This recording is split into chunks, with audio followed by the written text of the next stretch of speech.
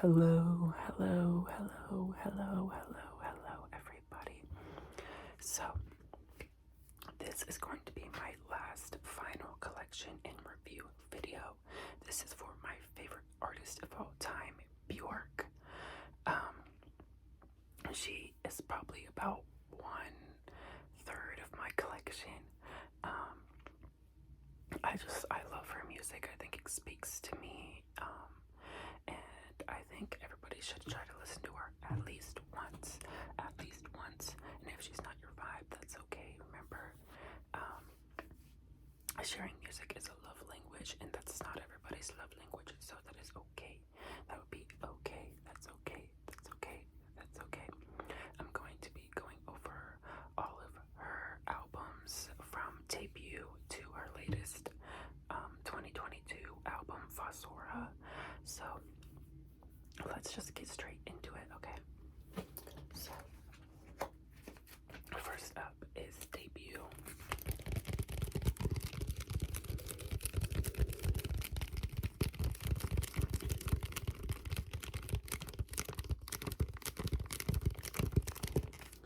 This album came out in 1993, and I'm kind of matching with it. It's got the brown aesthetic. It came out in 1993, and this is the start of Björk's single career, where before 1993 she was a part of a band called the Sugar Cubes, and they didn't really make it that far, so she said, screw y'all, I'm going on my own. So here's the back.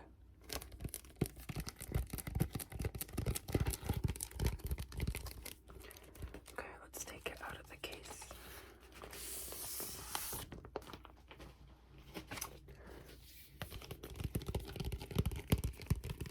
This album is it's just where she starts, it's very eclectic.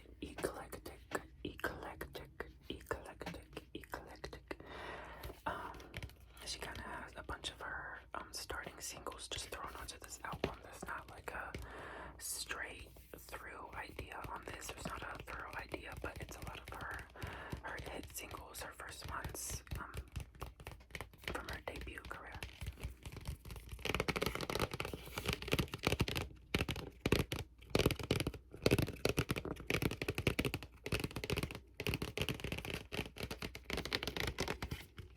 So this album has 11 songs, and I would have to give this album, I would give it a 8.5 out of 10. It's amazing. This is definitely where you should start if you want to get into Björk at all.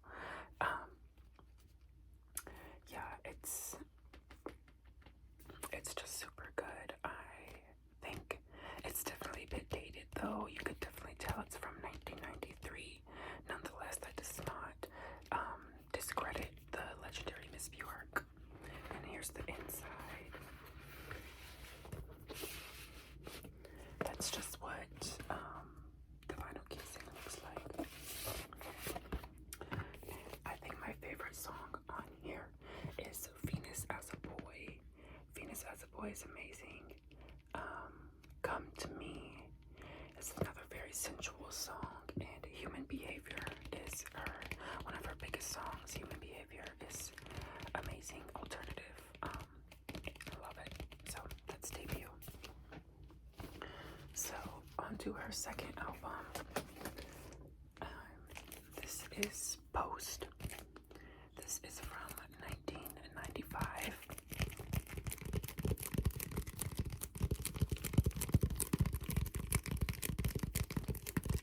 Probably her most famous record of them all. Not her most critically acclaimed, we'll get to that later, but probably her most famous record of all. So Post is a kind of more of a rock alternative record. She goes from, on debut, more sensual songs to a more alternative approach on here. And she named them Debut and Post because she wanted to show like debut is where she was and Post is where she is after the fact of these two albums in her career. So let's take a look at it.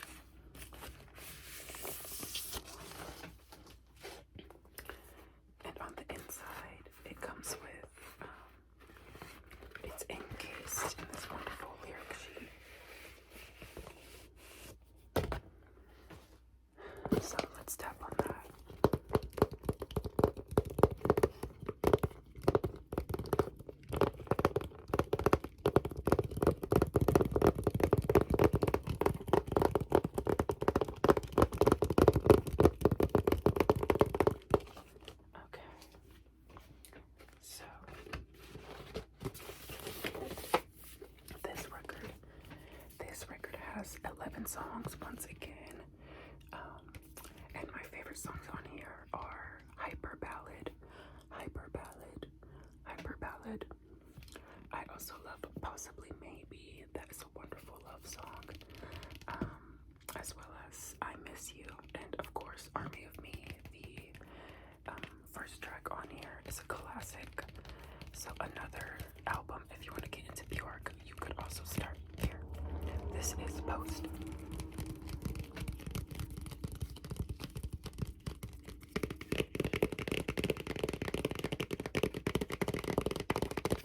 And here's the back if I haven't shown you.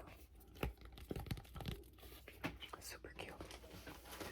Now on to my most favorite album by her, and probably her, in my opinion, in my humble opinion, it's her best album. This is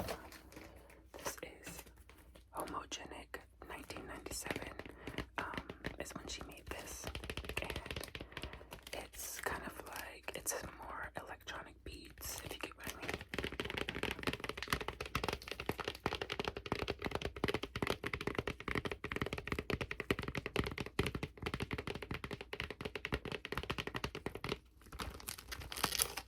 So let's take it out.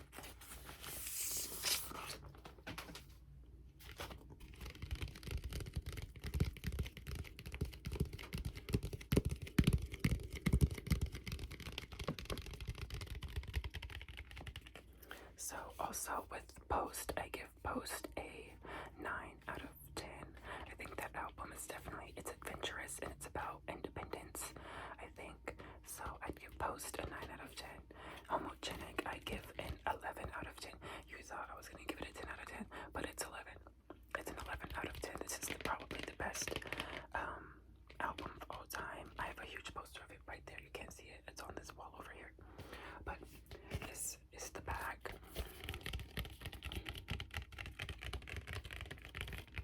So this record also has 10 songs. And my favorite song, probably my top 5 favorite song of all time is Yoga. Yoga is a masterpiece. Bachelorette is brilliant. Unravel is so sentimental, and All Is Full of Love is just so healing. This album is a journey. You have to give this a listen. If you are somewhat interested in Björk or the 90s music, this is a huge record of this time. So I'll also have to say, I want to give like a little history behind this album. If you don't know, when Björk went for her solo career, she moved to London with just herself and her son, and she started her career, and she made Debut, and she also made Post, and she lived there for about, I think like it's in between 6 to 8 years is when she lived, how much she lived in London, and she eventually got sick and tired of the city life and wanted to move back home to Iceland because that's where she's from. So she made this song about her longing for home and her homesickness, and you just have to give it a listen. It's a mix of electronic beats and strings, beautiful strings. One of the most elegant, wonderful, luxurious albums of all time. So next is probably her most, I think this is her most critically acclaimed album from the fan base of Björk. I also rank this in my top 2 of her albums. This is Vespertine.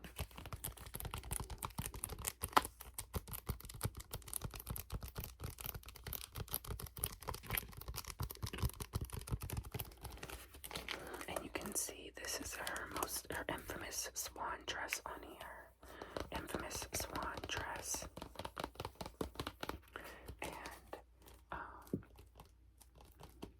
yeah, this record is from 2001, and it's about settling down in your home life and finding somebody, an intimate partner to live with, and all about just overall like a sense of harmony and full closure in your life. And this is also a very healing album.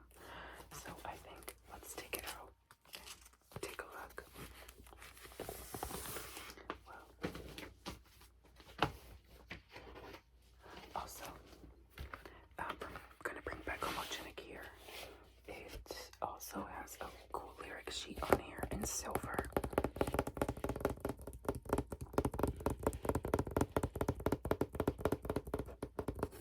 Forgot to mention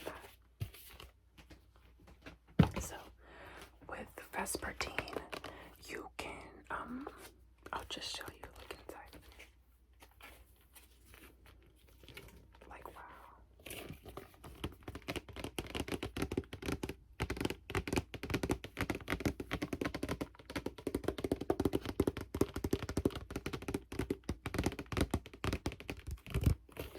So here you can trace with your finger all around.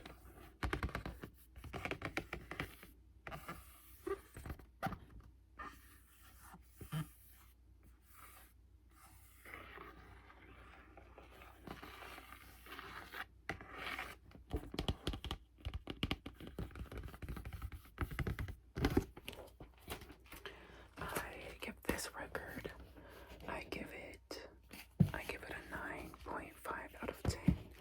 For me, this record is perfect. I think my only problem with it is I feel like Harm of Will, that song, Harm of Will on here is a very lackluster song. I don't understand it.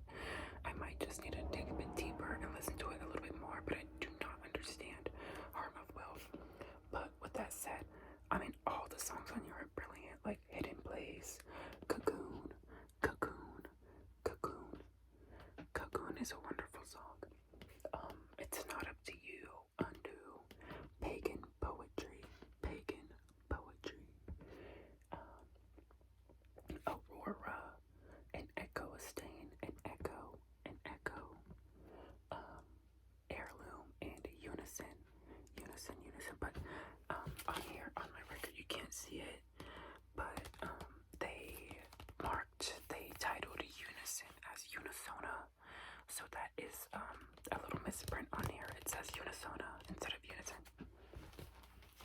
So next, we're moving past Medulla. I hate Medulla. I think Medulla is probably the worst album of all time. I mean, I love Oceana and Who Is It? Those songs are brilliant, but I hate beatboxing. I hate beatboxing. This is what I have to say to beatboxing. Beatboxing is horrible. Throat singing is scary. Throat singing is scary. Throat singing is scary. Don't tell me any different. And then Volta. We're skipping past Volta, although I do like Volta. It's just our worst album. I think it's very lackluster as well. So, with that being said, we are moving on to, this is Biophilia from 2011.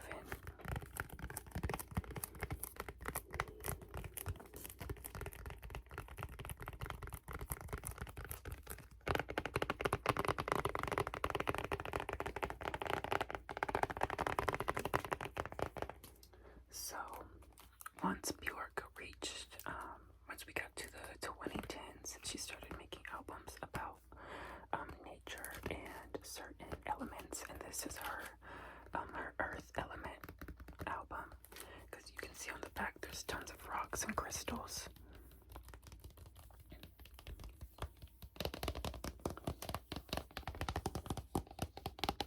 But I also think half of this album, I don't really get out of it. I'd have to give this a 7 out of 10, although I do love it.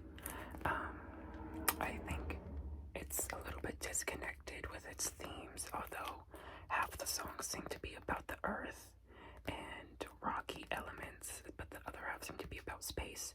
And I love both of them, don't get me wrong. I think it's more of a spacey, like this gives me more space vibes than it does earth. So, I don't know, but let's take it out and take a look, shall we?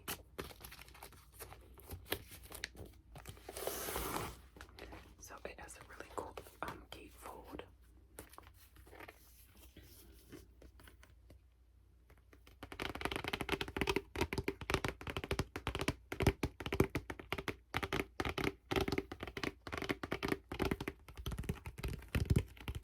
It's really cool, and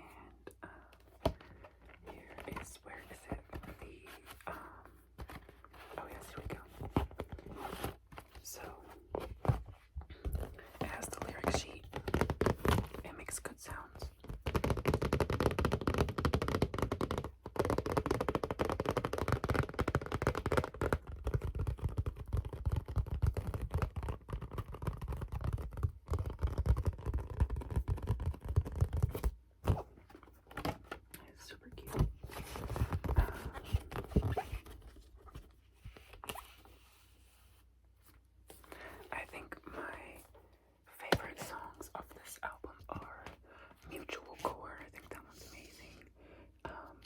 yes, Fires is one of my top favorite songs by her of all time, and Thunderbolt.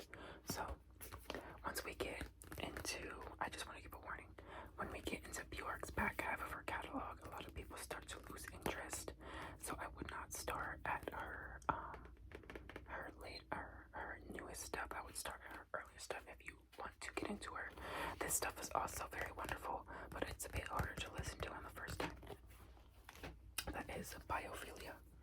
This album also, it has the instruments I feel like are a bit disconnected. Like sometimes there is I don't know what's that called. It's like this right here is there's a harp, but it's like more of a gong type sound. So like there's a lot of gongs, but then all of a sudden there will be like dubstep. So if you like you know violin dubstep, like this would be your jam.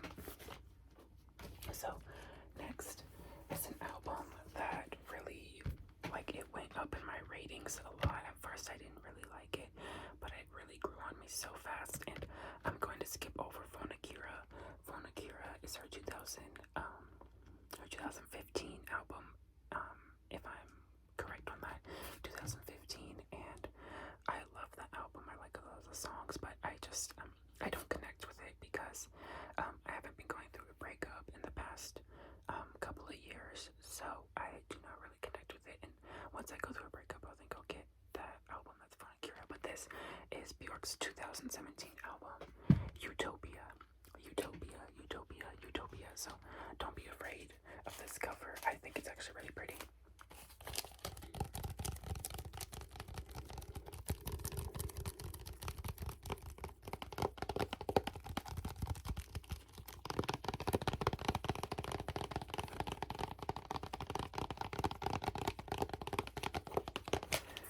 This album is about a utopian future that Björk creates in her mind, and she takes us to it through this album, this record. Like, I never seen before musical landscape is what you will hear on this album. Like, oh my god, it's so lush and graceful and wonderful. There's so many sounds and things to listen to, many times to listen for, and that's one of my things I love about Björk is every time you listen to her music, there's something like new that you discover about a song, and you don't really get that with a lot of artists. So I love that. Let's take it out, shall we? So this is the back. It's in the shape of a heart, and it's a bunch of flowers, flowers, flowers, flowers.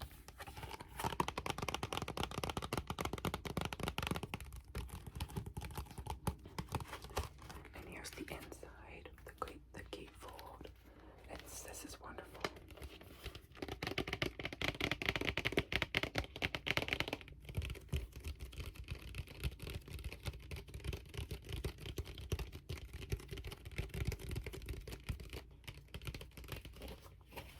So it's a nice floral arrangement in there, and I love the casings.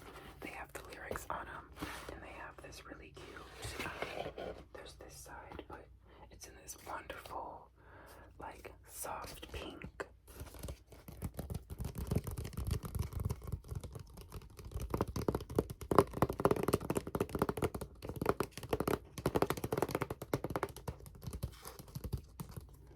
I just wish that the record itself was, I really wish that it came in different colors. I don't have any of her other colored records, but I think it would be cute if this came in a mint green. So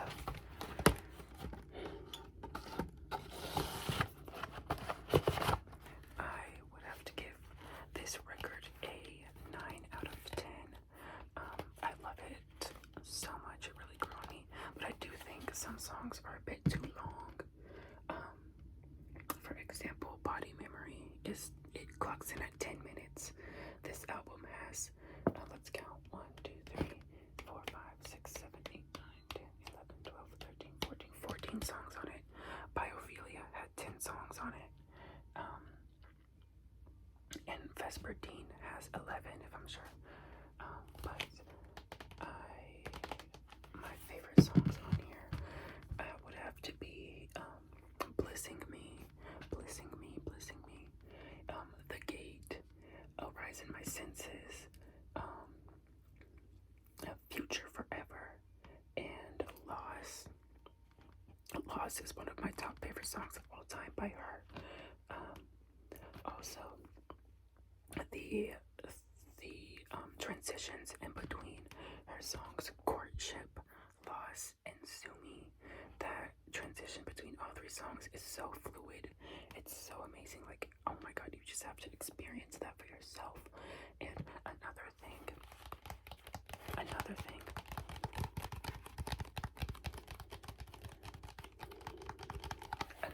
Björk does on this record is she ties in all her past records. She ties in Pagan, or she ties in Vespertine, she ties in Homogenic, she ties in Fossora, and basically gives a closing to all those songs, because Fossora, she went through a massive breakup and a massive divorce that ripped through her family, and so she wrote her first album about that, Fossora, which is about heartbreak and sorrow and despair. And then she comes full circle with this album about healing and like accepting yourself for your scars, because your scars are beautiful. And also she talks about time, because time heals all. So this is Utopia from 2017. Wonderful. So now we're getting to her latest album. Also, Utopia is more of an airy, it's got a lot of flutes in it, so it's a very airy album, little bass, there's little bass to it, so if you do not like bass boosted stuff, I would recommend that to you. Now, this is her 2022 album, Fossora.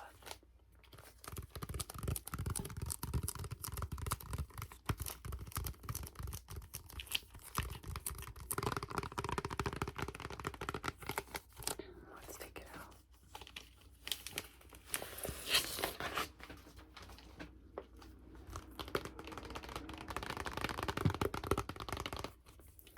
She's got mushrooms on here. I kind of relate this more to her earthy album than Biophilia. I think Biophilia is more space vibes.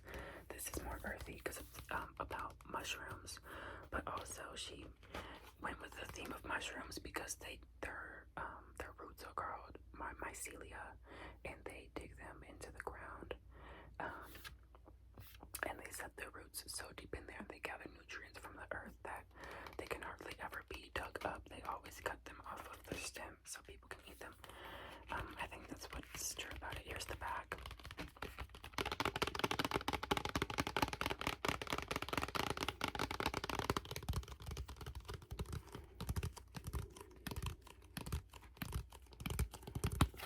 And here's the gatefold. It spells Björk and mushrooms.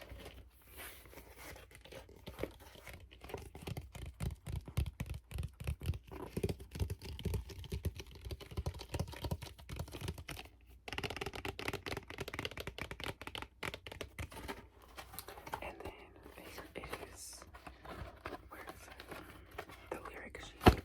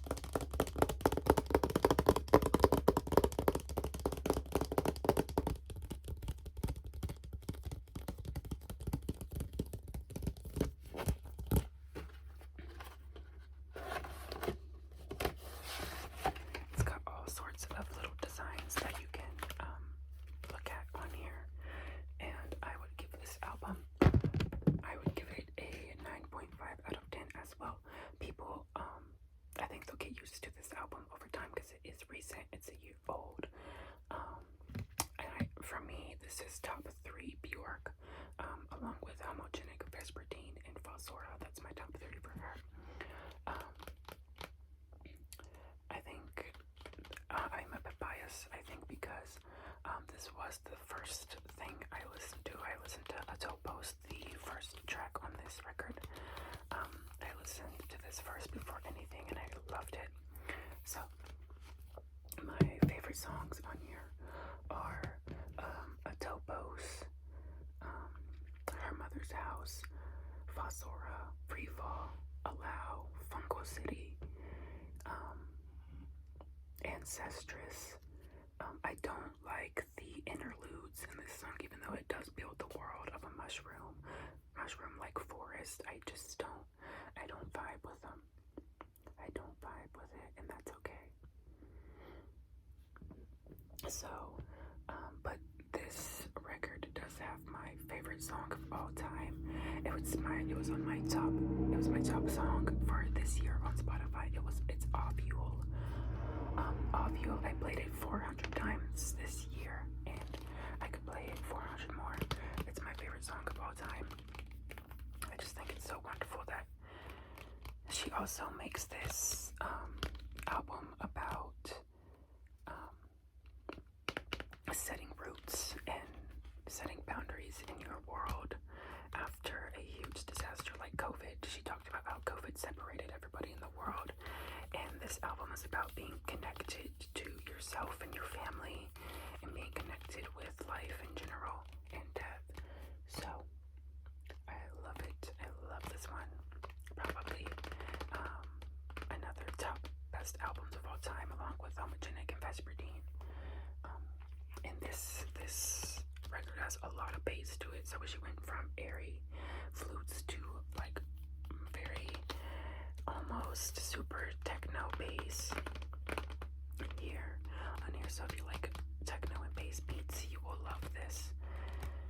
So, and one thing about Björk is she knows how to close an album. Her closing songs are always so wonderful. This one is called Her Mother's House, and it's very sleepy. It can put you right to sleep. It's very calming, and that's why